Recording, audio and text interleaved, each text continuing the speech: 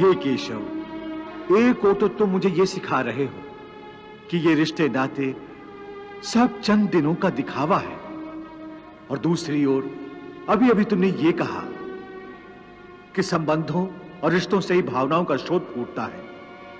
कहा था ना? हाँ।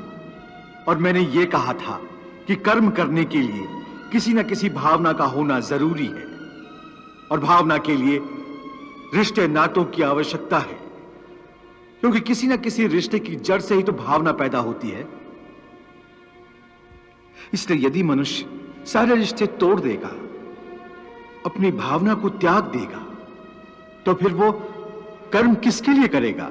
अपने धर्म के लिए। धर्म के लिए? हाँ, अपने धर्म के लिए। अर्थात धर्म के लिए भावना की आवश्यकता नहीं होती? नहीं, धर्म के लिए भावना की नहीं, बल्कि अपने कर्तव्य के ज्ञान की आवश्यकता है। इस बात की आवश्यकता होती है कि मनुष्य समझ ले कि उस परिस्थिति में उसका कर्तव्य क्या है।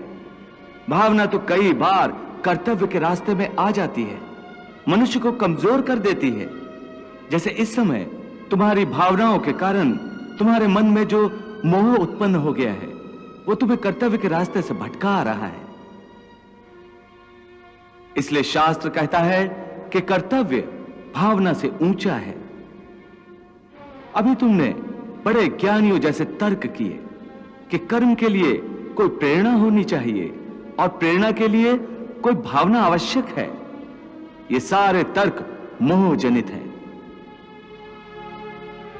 रिश्ते नातों के मोह ने तुम्हारी बुद्धि को धूमिल कर दिया है, इसलिए तुम्हें सत्य दिखाई नहीं दे रहा। इसलिए इस समय तुम्हें धर्म स्पष्ट दिखाई नहीं देता।